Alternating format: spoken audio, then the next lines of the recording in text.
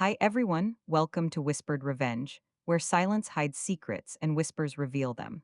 My name is Mallory Bennett.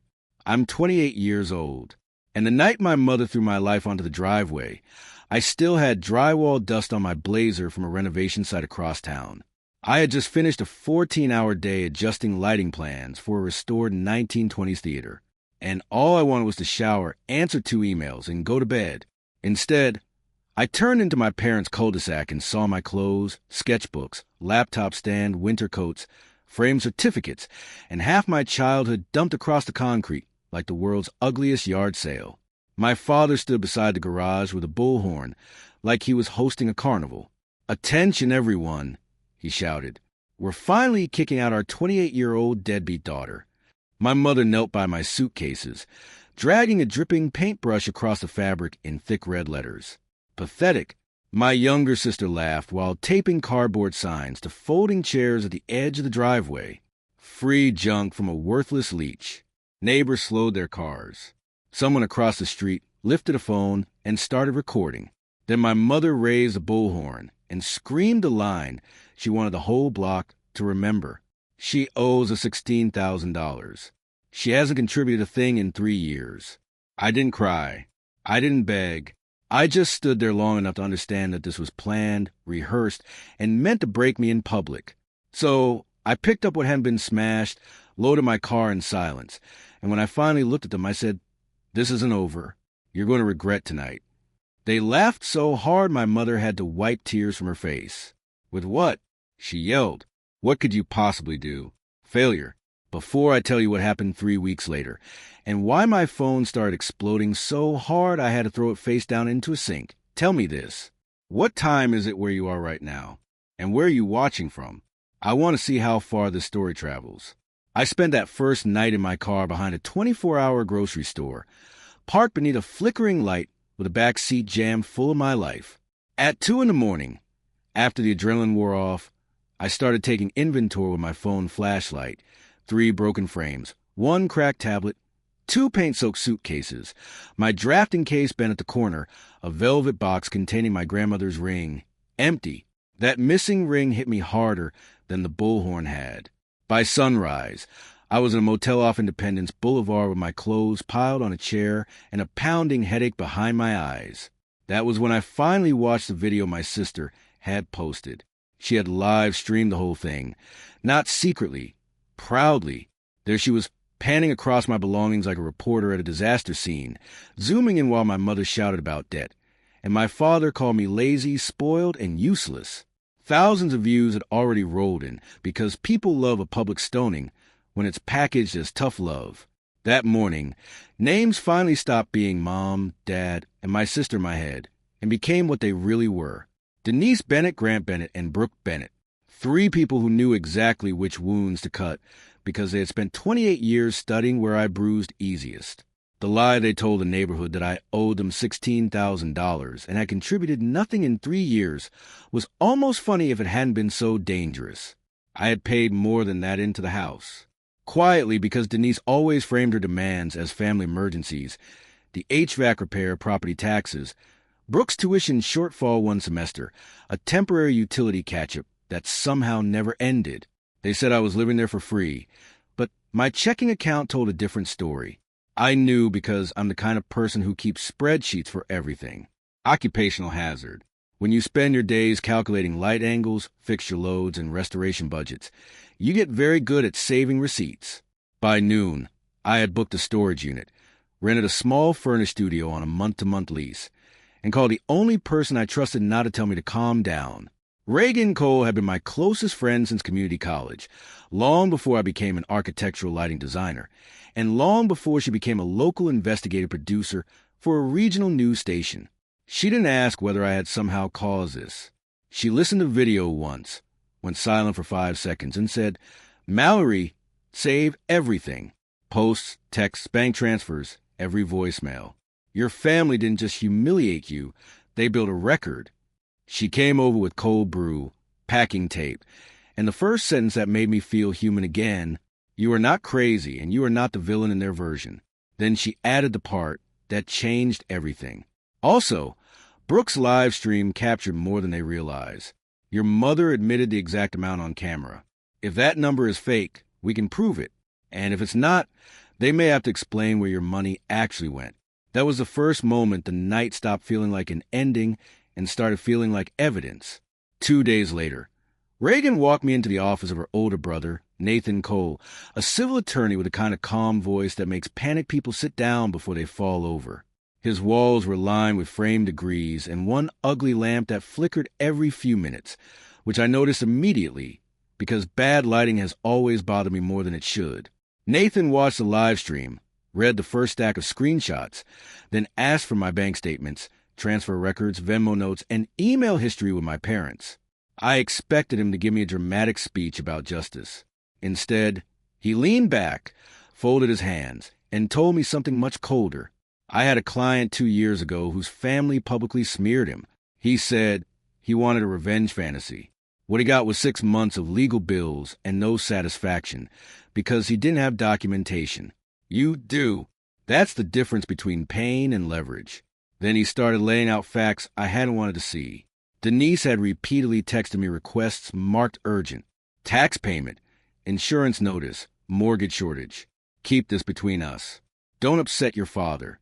Gran had emailed me scanned invoices and asked me to pay vendors directly because his account was temporarily locked. I had treated those messages like family duty. Nathan treated them like a financial timeline. By the end of that first meeting, he highlighted 3 things that made my stomach drop. First, the $16,000. Denise screamed into a bullhorn matched almost exactly what I had paid into the house over the past 36 months. Second, several county permit notifications for renovations at my parents' property had been sent to my email, not theirs, and 2 forms appear to bear my electronic signature on projects I had never authorized. Third, the homeowner's insurance policy for property listed me as a co-litigant on an updated filing submitted 8 months earlier. I never signed it. I never consented to it. Nathan slid the copies across the desk and said, "Mallory, this is no longer just about emotional abuse. This may involve fraud, misrepresentation, and defamation, but I need you to understand something before we move." I thought he was going to tell me it would be ugly. Instead, he said, "If I send letters, if we pull records, if we contact the bank, your family may lose access to money, credit, and maybe even that house.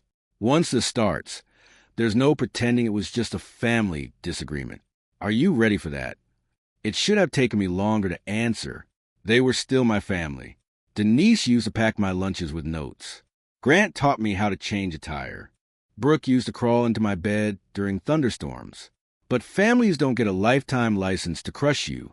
Families don't get to paint your suitcases red and call it love. "Yes," I said, "I'm ready." Nathan nodded once and began dictating a preservation letter to his assistant. "Save all communications. Do not delete posts. Cease and desist false statements. Provide accounting for funds received from Mallory Bennett over the last 3 years." It was the most terrifying music I had ever heard. That night, I sat on the floor of my new studio, eating takeout noodles from the carton and staring at a stack of receipts spread around me like cards in a crooked game. And for the first time, the question wasn't how I could survive what my family had done. The question was how much of my life they had built on the assumption that I would never fight back. My parents didn't respond to Nathan's first letter with fear. They responded with arrogance. Denise posted a long Facebook rant about kids who use therapy buzzwords to justify selfishness. Grant commented beneath it with a Bible verse about honoring your father and mother. Brooke reposted clips from the driveway live stream with laughing emojis and the caption, "When freeloaders finally meet consequences." They thought louder meant truer. What they didn't know was that Nathan had already subpoenaed bank routing records tied to the transfers I made, and Reagan had begun quietly asking questions through local contacts because Denise served on a board of a neighborhood arts fundraiser that depended heavily on family-friendly publicity. A week after the driveway incident, Denise showed up at that fundraiser wearing a navy chic dress and a martyr smile, ready to collect compliments about resilience and motherhood. I went too, not because I wanted a scene, because I wanted witnesses. The event was held in the lobby of a restored railway hotel downtown. All brass railings and chandeliers, and expensive donors pretending not to hear gossip. I arrived in black slacks, a cream blouse, and the blazer Denise once had made me look too ambitious to be likable. Nathan came with me, not as some movie-style enforcer, but as a silent reminder that facts had entered the room. Denise saw me first. Her smile dropped, then snapped back into place so fast it almost impressed me. "Maulery," she said loudly, grabbing the arm of a donor before I could answer. "My daughter is going through a difficult phase, but we're praying for healing." Grant moved toward us with Brooke 2 steps behind, already filming on her phone, because apparently the whole family had confused humiliation with a hobby. I let Denise talk. I let Grant say I was unstable. I let Brooke mutter that everyone there should know I bled them dry. Then, when enough people had gathered without pretending not to listen, I asked one question. "Denise, do you want to repeat the part about me owing you $16,000?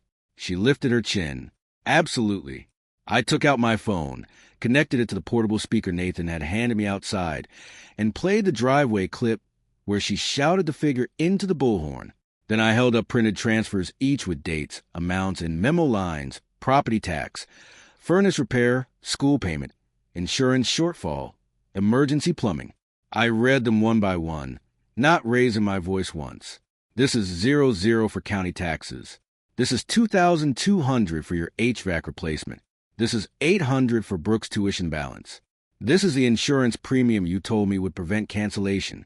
This is the roofing contractor I paid directly after you said the bank froze your account."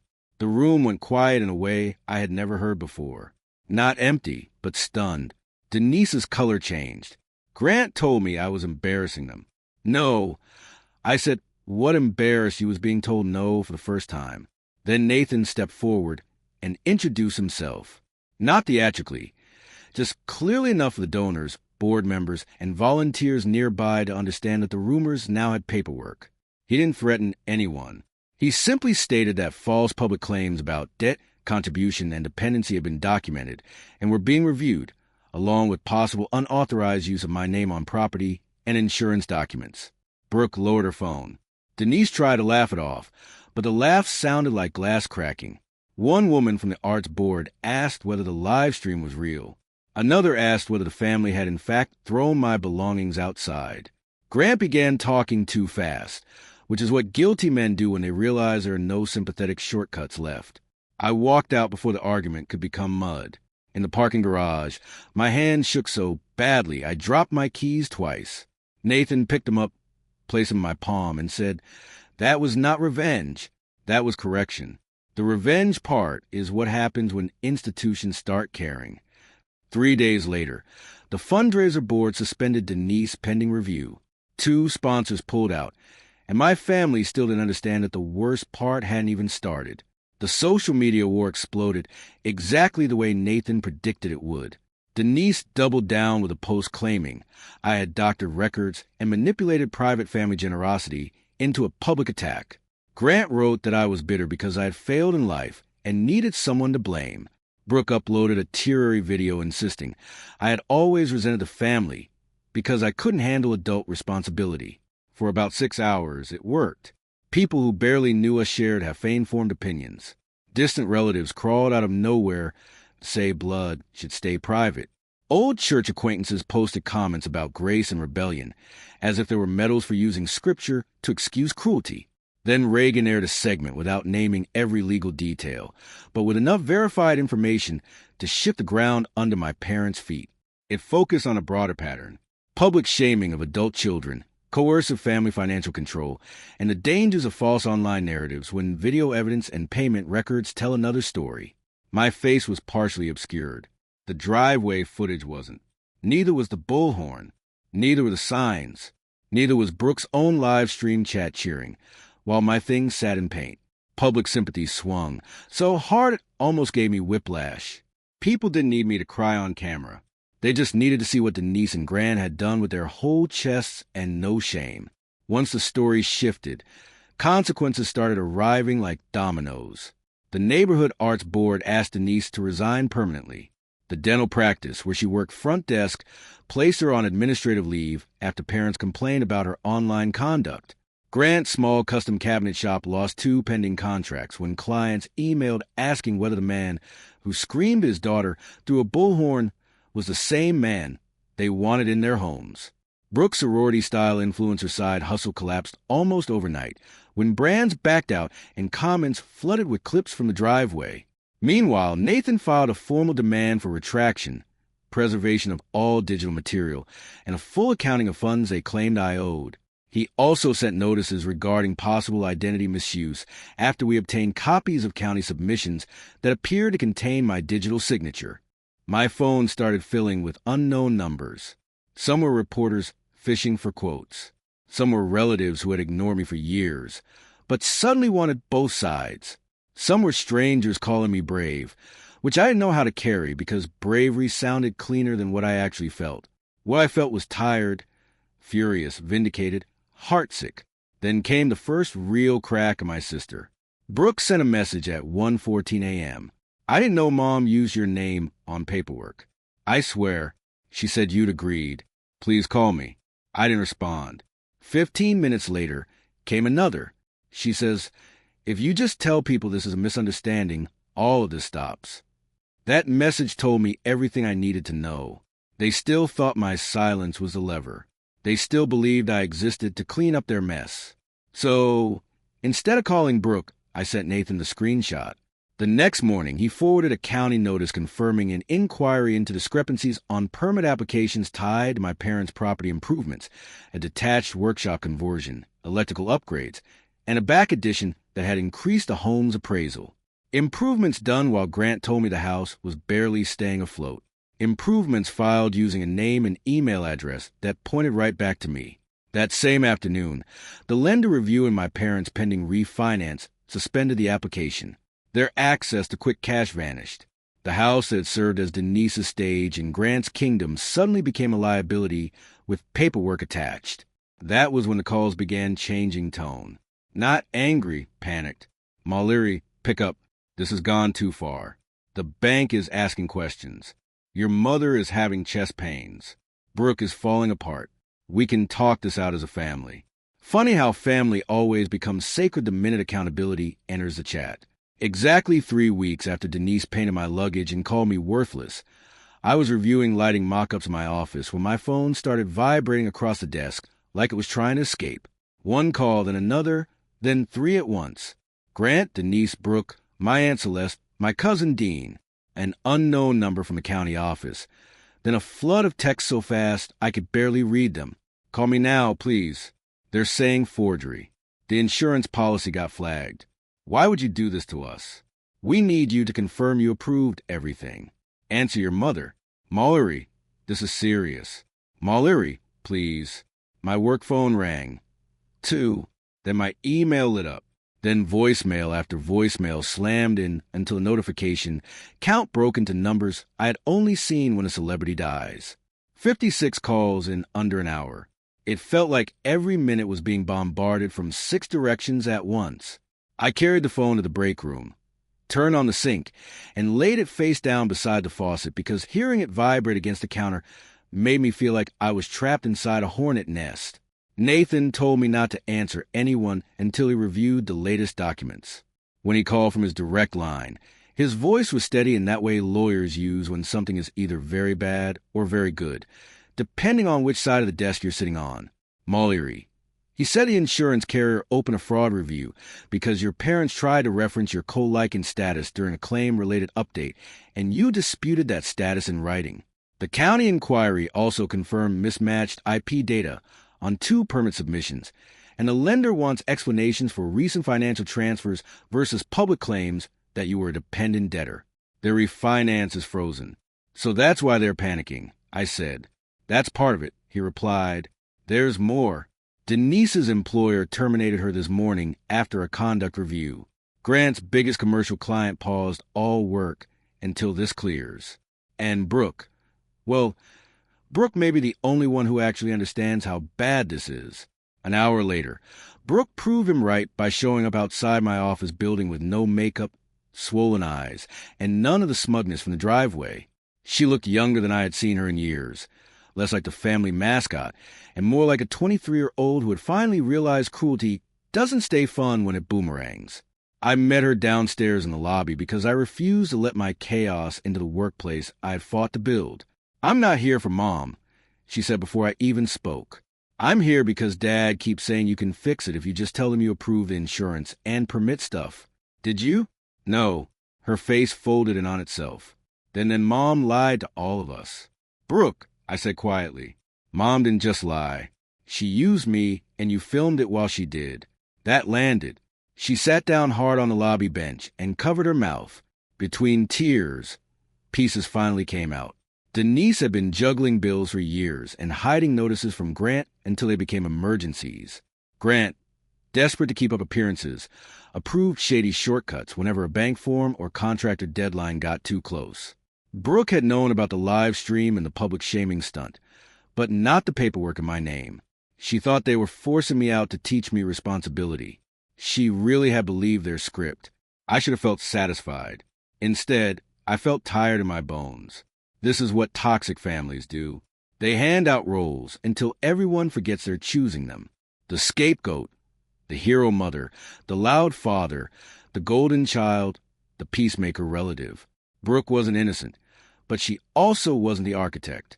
Denise was, and Denise finally called from a number I didn't recognize, leaving a voicemail so stripped of pride, it almost sounded like a stranger. "Mallory, please. They're talking about charges. The house. We could lose the house. I know you're angry, but this is your family. Please call me before it goes any further." I listened to it once, then sent it to Nathan that evening. He proposed a final control meeting on neutral ground with all communications documented, not for reconciliation, for terms. For the first time in my life, my family wanted something from me badly enough to hear the word no. We met in a conference room at Nathan's office the next morning. No coffee shop audience, no fundraiser donors, no neighbors pretending not to stare, just fluorescent lights, a legal pad, a tissue box nobody touched, and the kind of silence that forces people to meet the version of themselves they've been outrunning. Denise looked 10 years older than she had on the driveway. Grant's shoulders had collapsed inward, as if anger had been the only thing keeping his spine upright. Brooke sat at the far end of the table, wringing her hands and looking at me like she wasn't sure whether she was allowed to. Nathan began by setting rules. One person speaks at a time. No shouting, no rewriting documented facts, and no direct communication with me outside council-approved channels, unless I chose otherwise. Denise cried before we got 5 minutes in. Not elegant tears, not manipulative sniffles. She sobbed like someone watching the floor drop out from under a life. She thought appearances could always save. "I was overwhelmed," she said. "I was trying to hold everything together. I didn't mean for it to go this far." I looked at her and felt something colder than hate. "Clarity. You bought red paint," I said. "You found a bullhorn. You made signs. Brooke filmed it. Dad announced it to the neighborhood. That didn't go too far. That was the plan." Grant tried to jump in with some speech about stress and pride and money pressure, but Nathan stopped him and slid copies of the disputed forms across the table. "Before this becomes emotional again," he said, "we need to address the practical issue. Mallory did not authorize the use of her signature or status on these documents. She did not consent to being listed as Cole Lycan on the updated insurance filing.